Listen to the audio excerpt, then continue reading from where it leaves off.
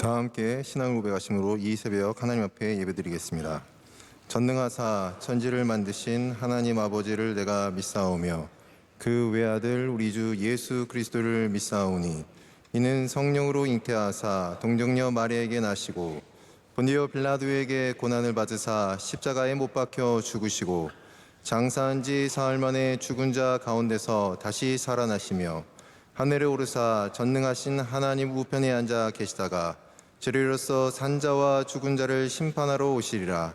성령을 믿사오며 거룩한 공예와 성도가 서로 교통하는 것과 죄를 사하여 주시는 것과 몸이 다시 사는 것과 영원히 사는 것을 믿사옵나이다. 아멘.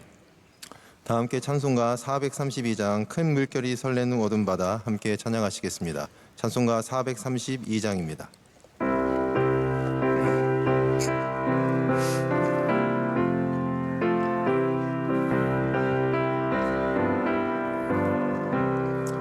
큰 물결이 설레는 어두운 바다 등대의 불빛도 희미한데 이 풍랑에 배저 항해하는 이 작은 배 사공은 주님이라. 나 두려움없네 두려움없도다. 주 예수님 늘 깨어 계시도다. 이 흉흉한 바다를 다 지나면 저 소망의 나라에 이르리라. 큰 풍랑이 이 배를 위협하며 저 깊은 물이 벌려 달려드나 이 바다에 노저 항해하는 이 작은 배 사공은 주님이라. 나 두려움없네 두려움없도다. 주 예수님 늘 깨어 계시도다.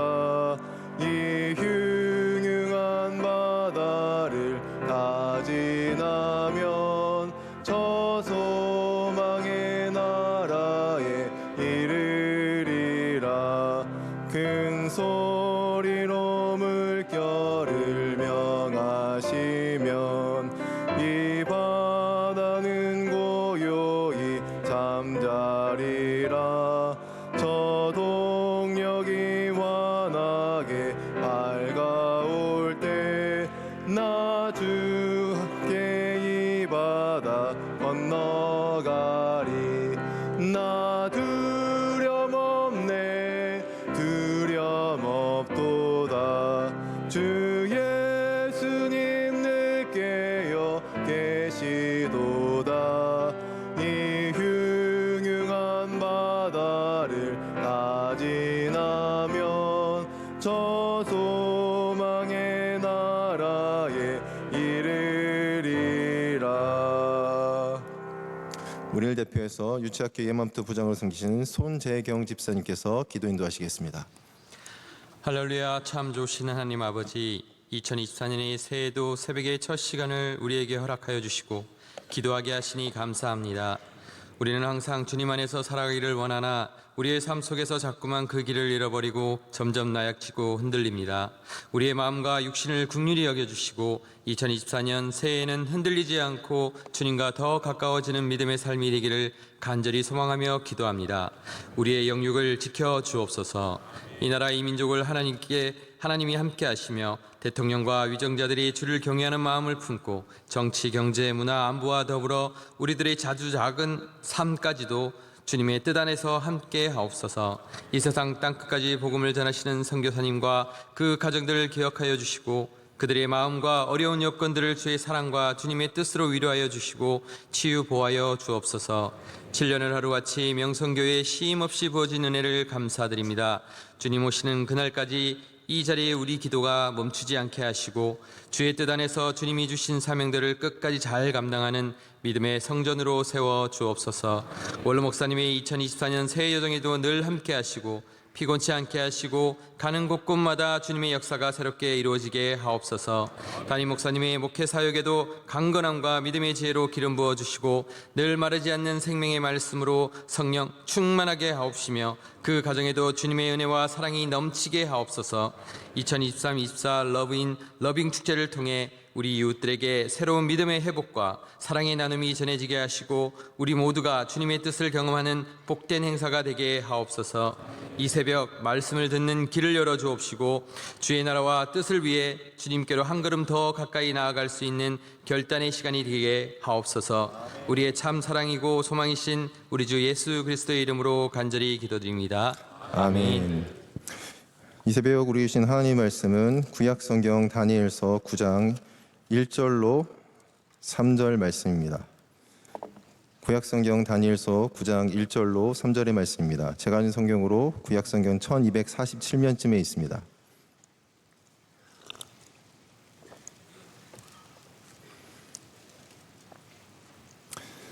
다 같이 한 줄 믿고 한 절씩 교독하신 후에 3절을 합독하도록 하겠습니다. 메대 족속 아하수르의 아들 다리오가 갈대아 나라 왕으로 세움을 받던 첫 해,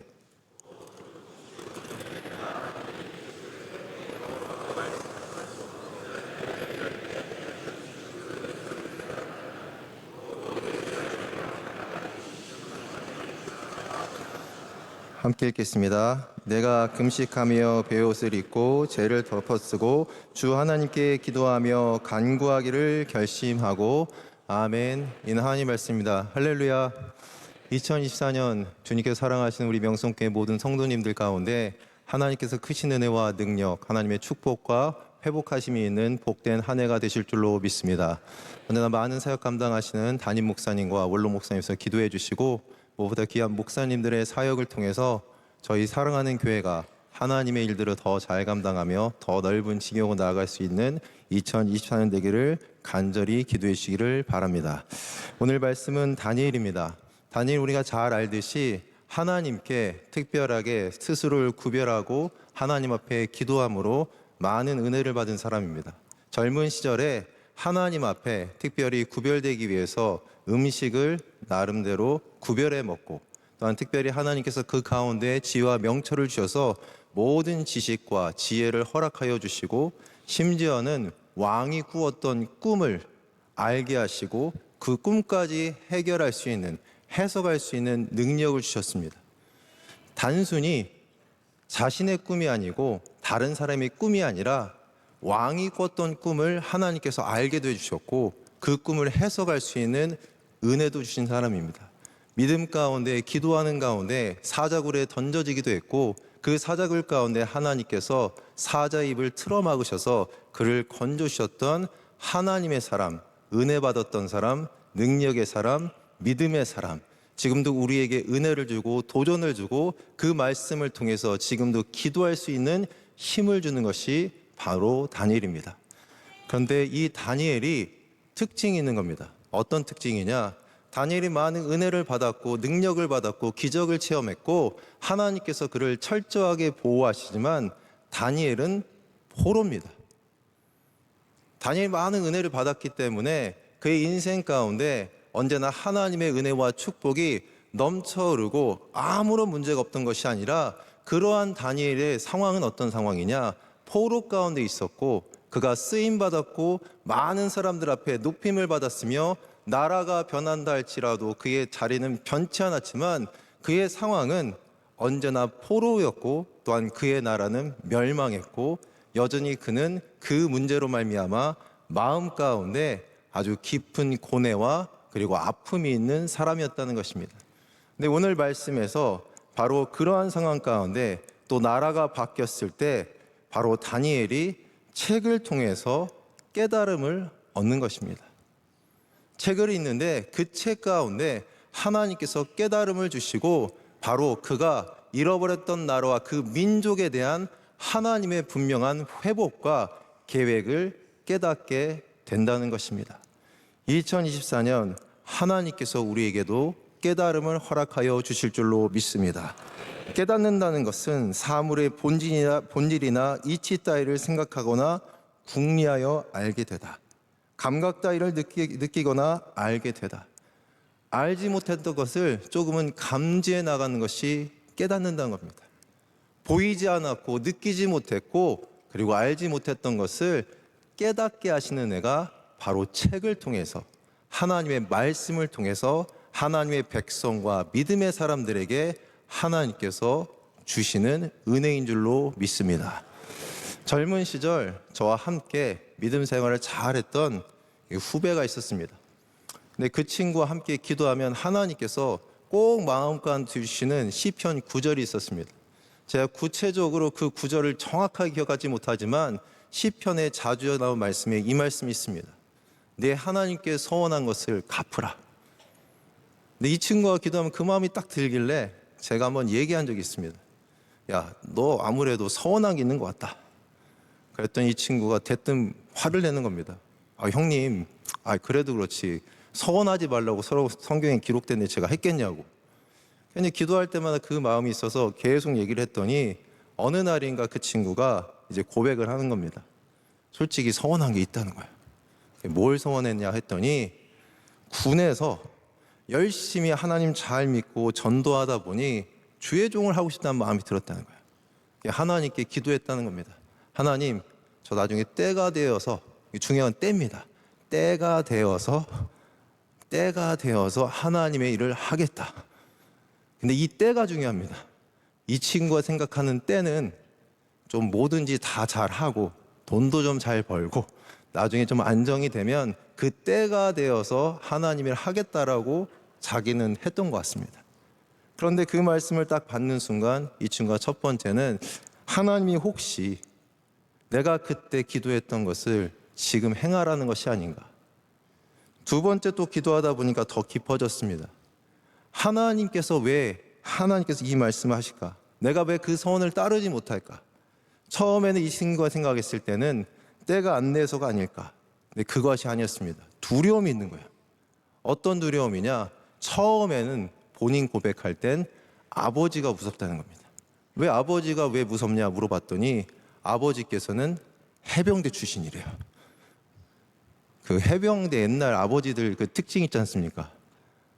그 대꾸를 못하는. 이 아버지께서 교회를 안 다녀요. 교회 다니는 것도 싫어하는데 혹시 내가 목사 된다고 하면 아버지가 어떻게 할지 상상하니까 무섭다는 거예요. 그러면서 이 친구는 나중에 또 기도하다 보니 깨달은 게 있습니다. 이 모든 것들을 따르지 못하는 것이 때가 안 되어서도 아니고 아버지가 무서워서도 아니고 자기 자신이 담대함이 없고 용기가 없다는 것을 깨닫게 됩니다. 그래서 기도하는 가운데 하나님께서 이 친구의 마음에 용기를 주시고 담대함을 주셨습니다. 그리고 나서 집에 가서 얘기했습니다. 처음에는 아버지께서 성경책을 불태우겠다고 진짜 불태우겠다 하셨다는 거예요. 그런데 그렇게 용기를 가지고 나가니까 하나님께서 길을 열어주셔서 지금은 좋은 목사님으로 잘 섬기고 있습니다. 깨닫는 것은 이겁니다.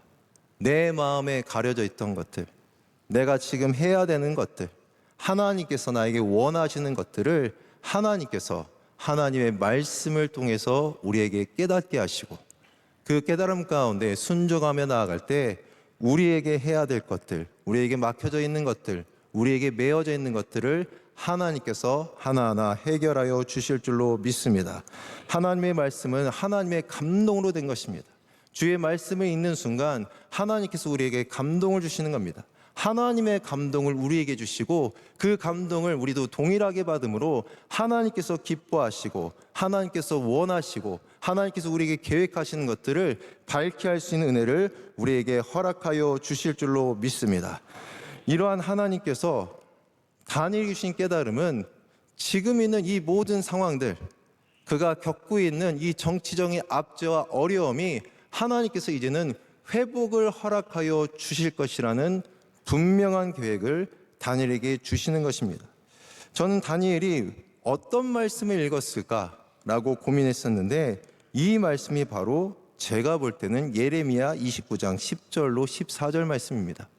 이 말씀은 올해 신년 축복성회 때, 신년 첫 번째 저희들 예배 때, 송구영신 예배 때 담임 목사님께서 우리에게 주셨던 말씀입니다.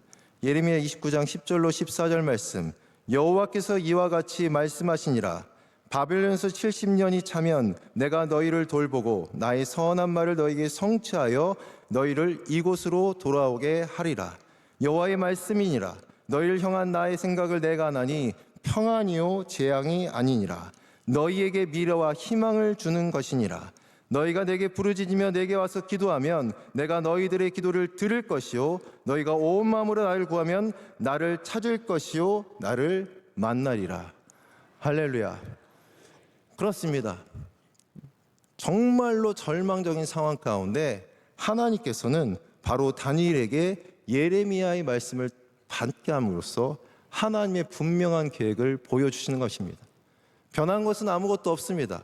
여전히 그는 포로였고 여전히 그는 나라가 멸망해 있지만 하나님께서는 그 말씀을 통하여 그에게 분명한 하나님의 뜻과 계획을 마음 가운데 심어주시고 하나님의 회복의 계획, 하나님의 구원 계획을 그에게 약속하시고 그리고 그에게 허락하시고 그 소망을 품을 수 있도록 은혜를 베풀어 주시는 것입니다.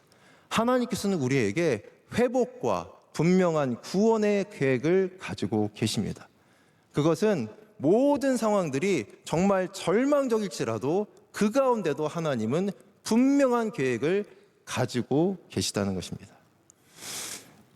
제가 지난주에 계셔서 말씀드리기 좀 어렵지만 제가 신소영 선교사님 이제 장례식 때 그 전날인가 제가 이렇게 지나가다가 저희 교회에 있는 권사님 만났습니다.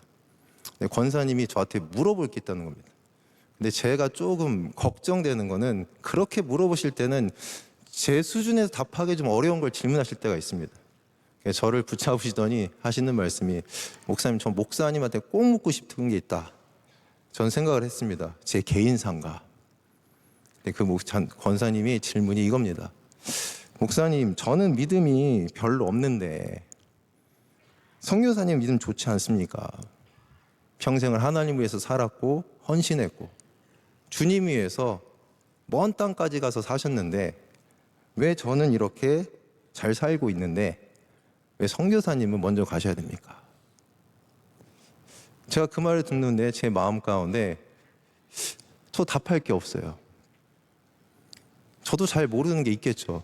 제가 어떻게 다 알겠습니까? 근데 그때 제가 그 말을 듣고 권사님께는 바로 말씀드리기를 하나님의 특별한 계획이 있겠죠.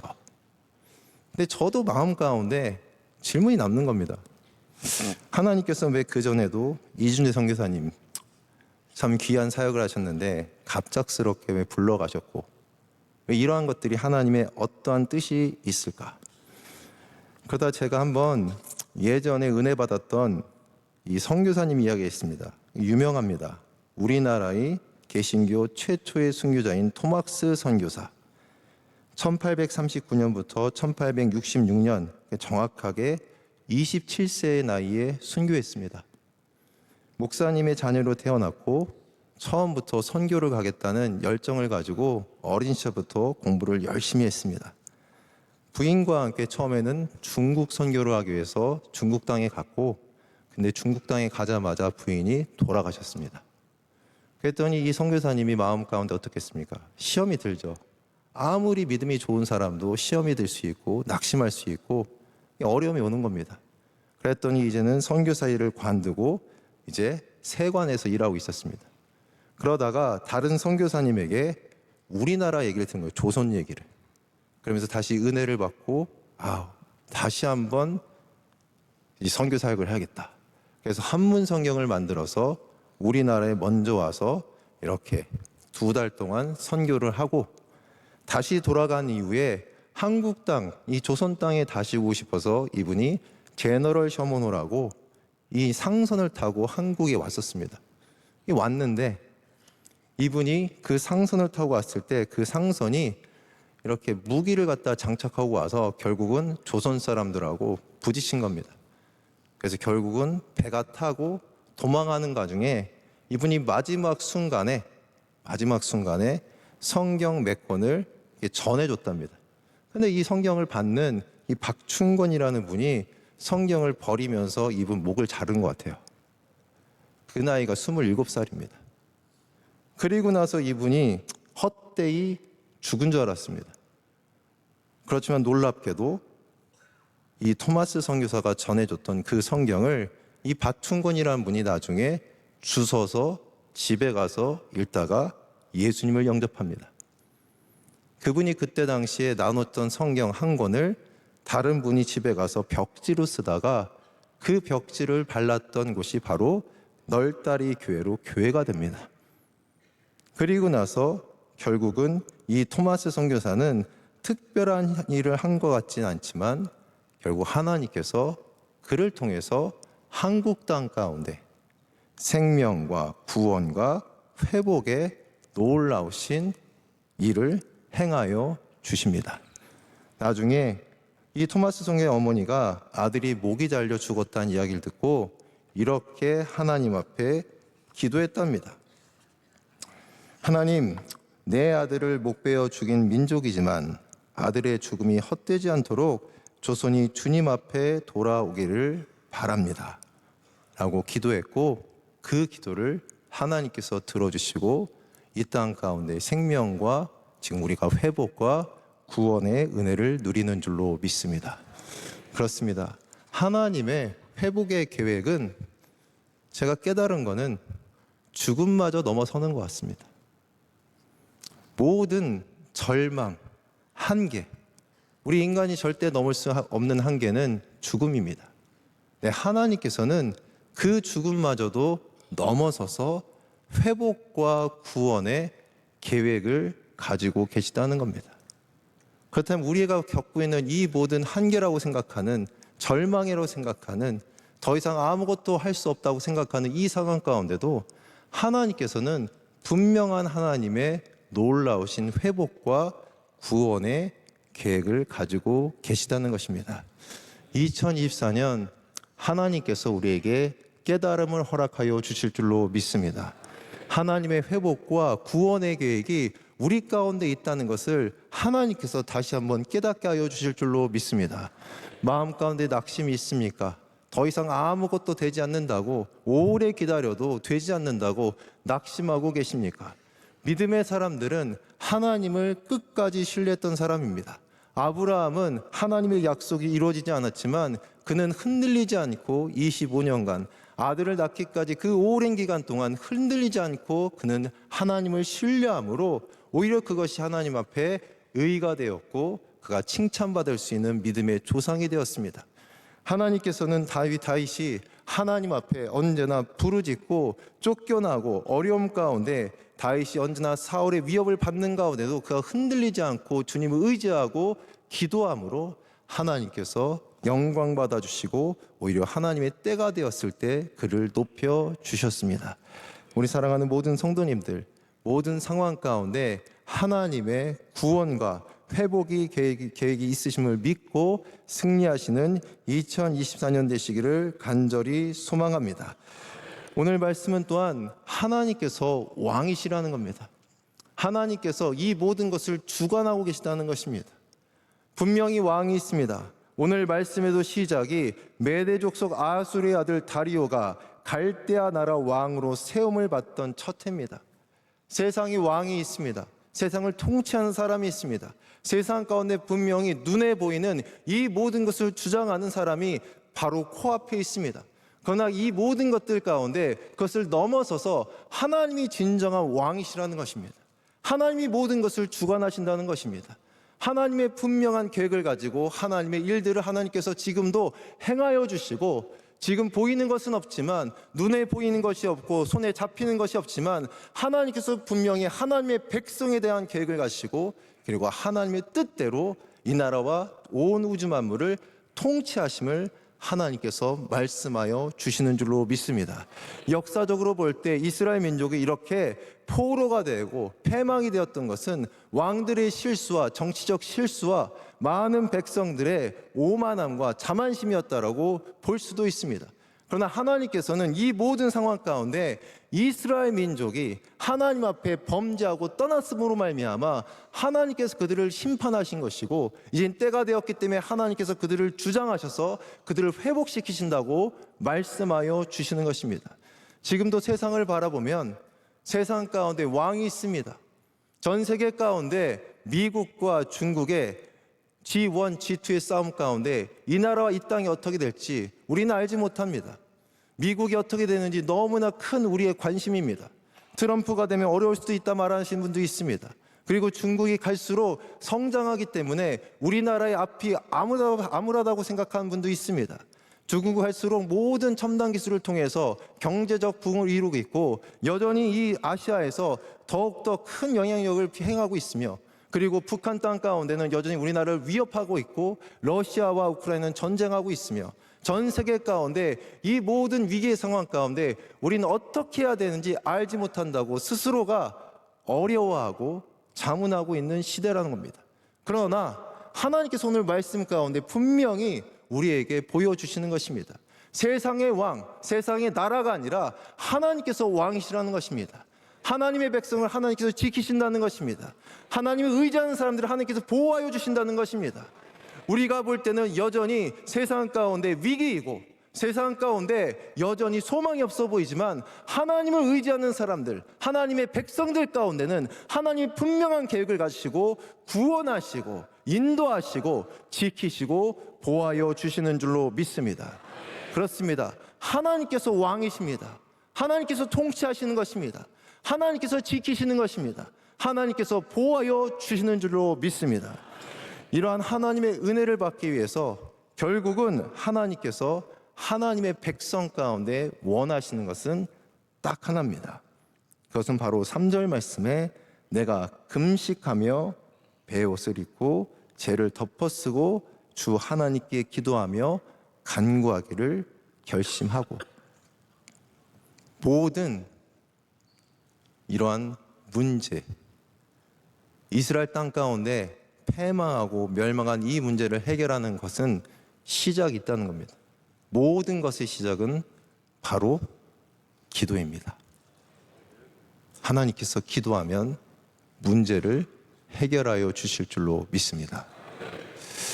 제가 작년 말에 이렇게 새벽에 와서 여러 말씀 듣다가 은혜 받은 게 있었습니다. 저 솔직히 그때 엄청 은혜 받았습니다. 이게 사람이 그런 것 같습니다. 매번 듣다가 마음에 팍 와닿는 시기가 있습니다. 똑같은 말씀인데 이상하게 그때 마음이 와닿을 때가 있는데, 그때가 원로 목사님이 한번 이 말씀하신 적이 있습니다. 2023년 우리 교회 많은 문제가 해결됐다. 근데 이 문제를 해결한 것이 제가 알기로는 많은 분들이 수고했습니다. 저희 장로님들도 많이 수고하셨고, 주변에서도 많은 분들이 기도해 주셨고, 보이지 않게 돕는 많은 손길이 있었습니다.